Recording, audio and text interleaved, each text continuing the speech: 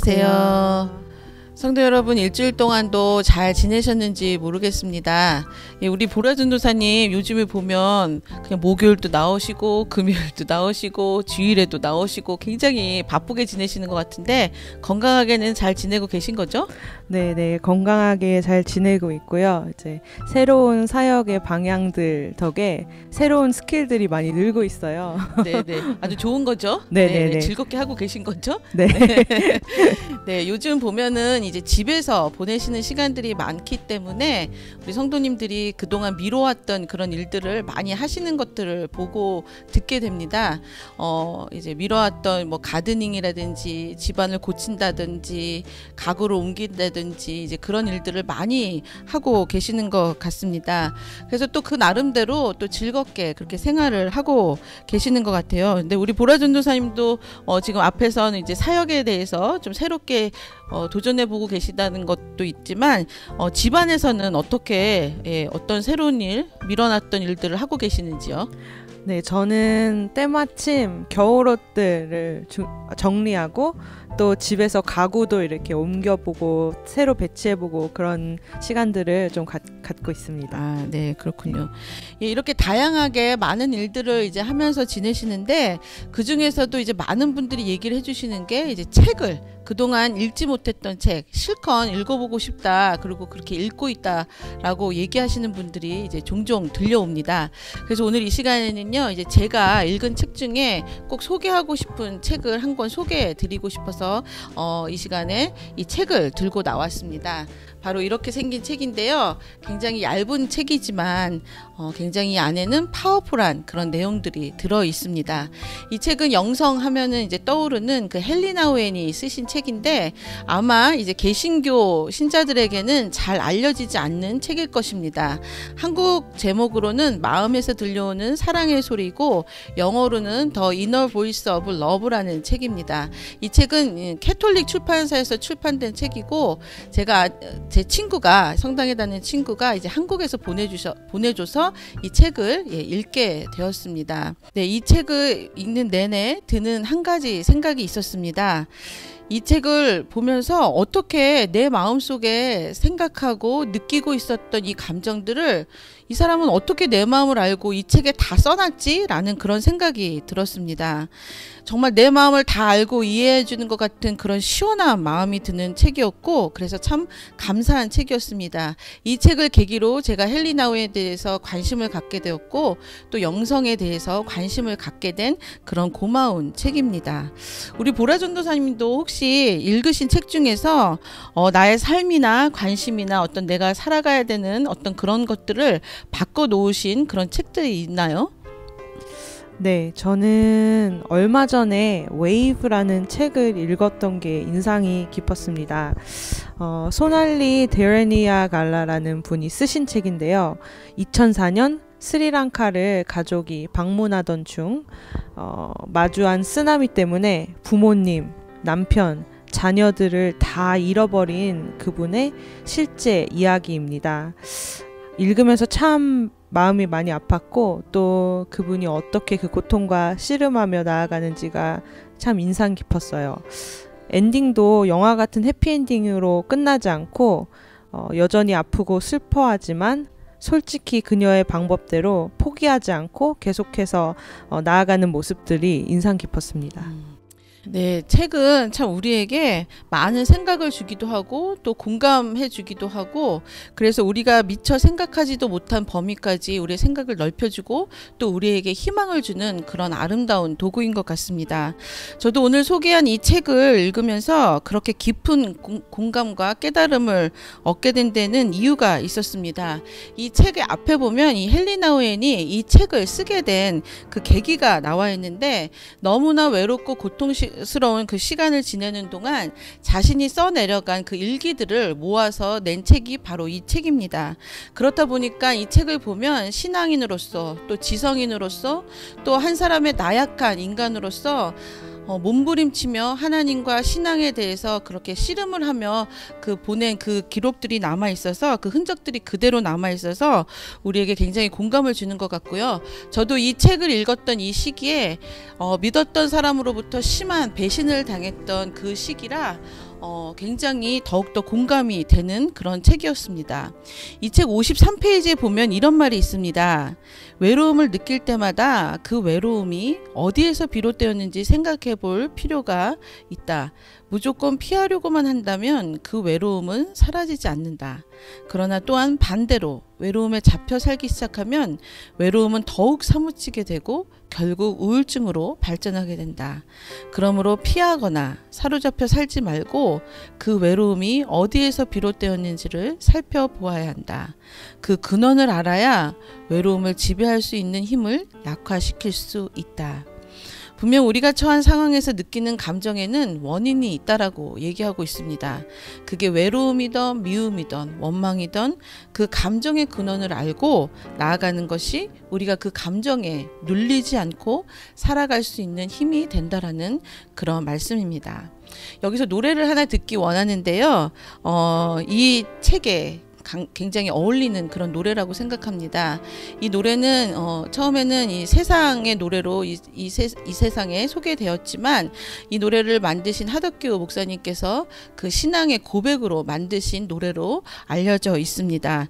이 노래를 들으시면서 내 안에 숨겨지고 억누르려고 하는 감정이 무엇인지를 깊이 생각하는 그런 시간이 되셨으면 좋겠습니다.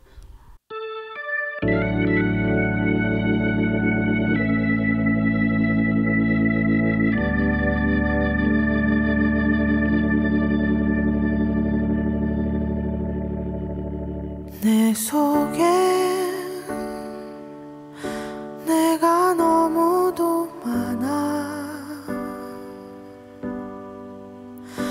당신이 쉴 곳 없네.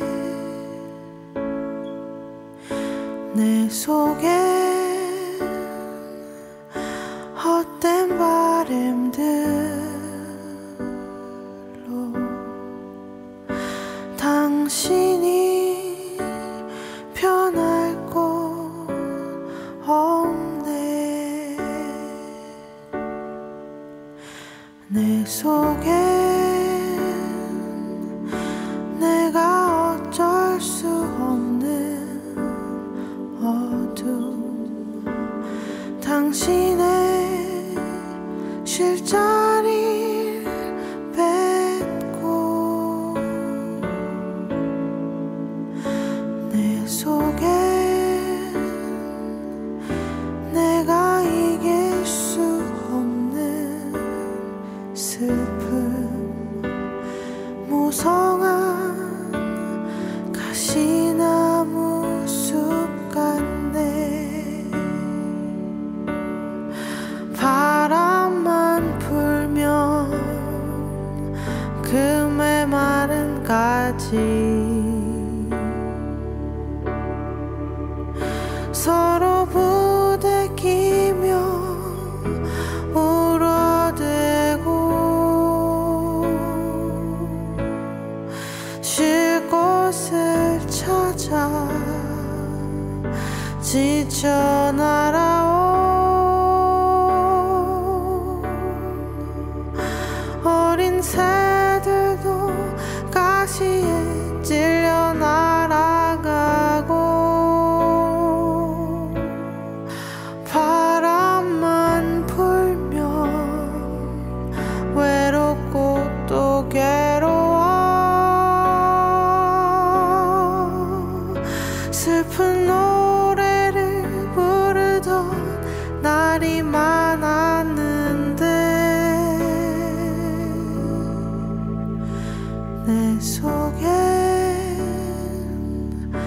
내가 너무도 많아서 당신의 쉴 곳 없네.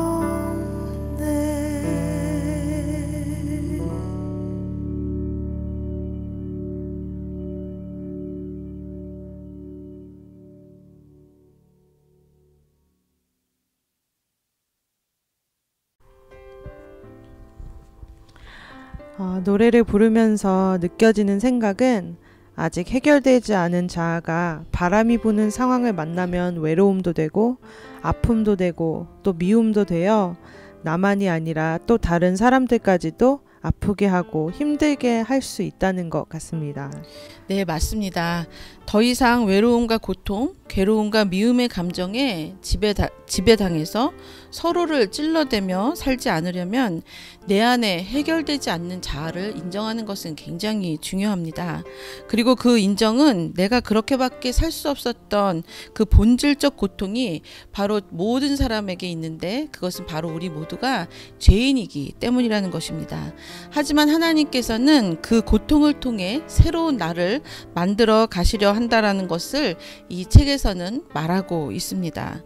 저도 그 배신이라는 그 고통을 통해 몸부림쳤고 그 몸부림 속에서 배신을 당하는 근본적 원인이 나에게 있었음을 알게 되었고 그래서 저는 주님께 나아갈 수 있었고 그 나아갔었을 때 주님은 제가 걸어갈 새 길을 보여주시게 되었습니다.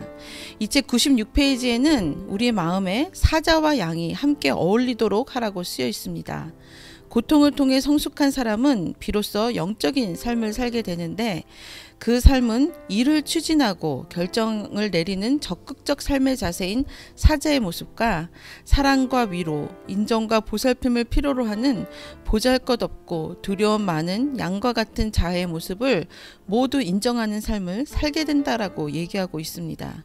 이런 사람은 하나님을 위해서 이루어야 할 임무가 나에게 있다는 것을 받아들일수록 자유롭게 나의 마음을 보여주고 다른 사람의 사랑과 관심을 기꺼이 받아들일 수 있게 되고 그 모습은 예수님께서 세우려 하신 평화의 왕국의 모습일 것이다 라고 말하고 있습니다.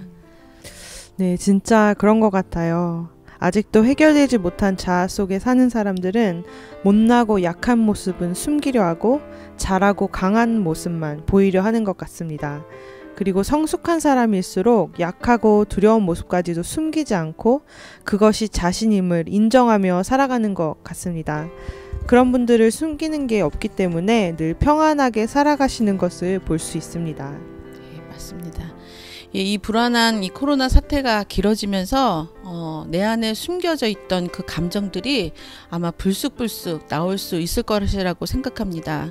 그 감정의 모습을 억누르거나 숨기려 하지 말고 그 근원을 살펴보시면서 혹시 가시더미가 발견되시면 연약하면 연약한 그대로 인정하시고 그 모습 그대로를 하나님 앞에 가져가 가셔서 나무라지도 아니하고 어떤 평가도 하지 아니하시는 주님께 큰 위로와 평강을 받으시는 그런 시간들이 되시기를 간절히 바랍니다. 아멘. 그렇게 나아갈 때 하나님은 우리에게 새 길, 즉 하나님이 기뻐하시는 길을 가도록 인도해 주실 것입니다. 아멘. 마지막 찬양을 듣기 전에 광고 하나 하겠습니다. 저희 5월 14일 목요일에는 Mother's Day 스페셜로 목요 여성 예배를 드리려고 하는데요. 우리 함께 하시는 성도님들의 도움이 필요합니다. 이번 Mother's Day는 정말 특별하게 셀러브레이트 해야 합니다. 각자 어떻게 반짝이는 아이디어로 우리 어머니들을 기쁘시게 했는지 사진을 찍어 보내주시면 함께 나누며 기쁨을 배로 나누기 원합니다. 아멘. 마지막으로 히즈윌이 부르는 광야를 지나며 들으시면서 오늘 순서를 마치겠습니다. 청취해 주셔서 감사합니다. 다음 주에 뵙겠습니다. 안녕히 계세요. 안녕히 계세요.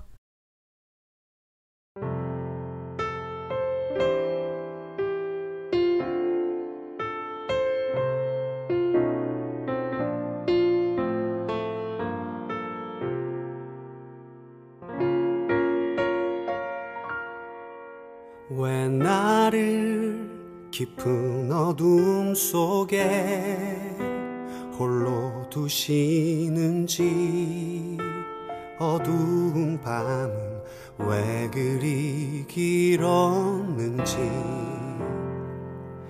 나를 고독하게 나를 낮아지게 세상 어디도 기댈 곳이 없게 하셨네.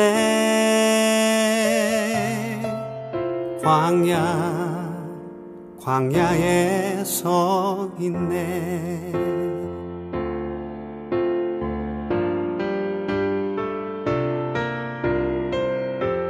주님만 내 도움이 되시고 주님만 내 빛이 되시는 주님만 내 친구 되시는 광야.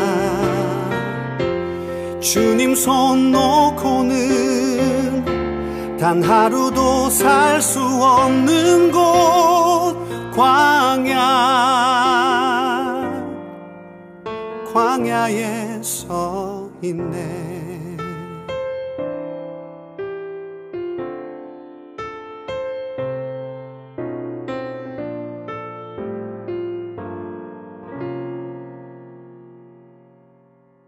왜 나를 깊은 어둠 속에 홀로 두시는지, 어두운 밤은 왜 그리 길었는지,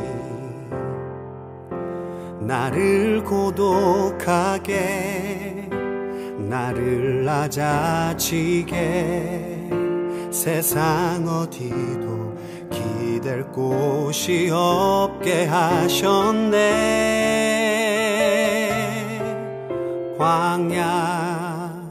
광야에 서 있네.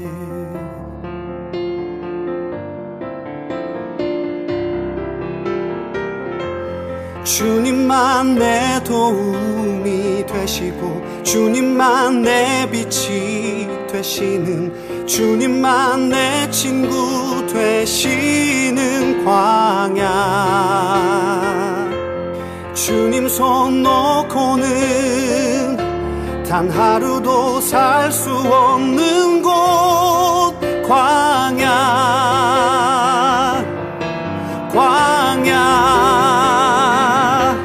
주께서 나를 사용하시려 나를 더 정결케 하시려 나를 택하여 보내신 그곳 광야. 성령이 내 영을 다시 태어나게 하는 곳 광야. 광야에 서 있네.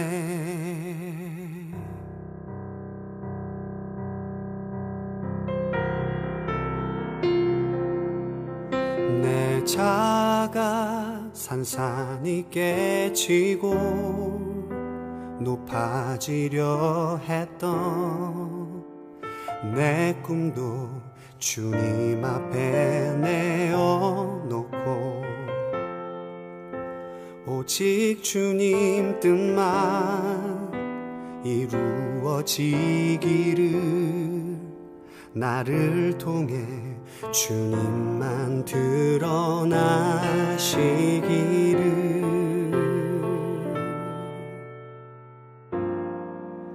광야를 지나며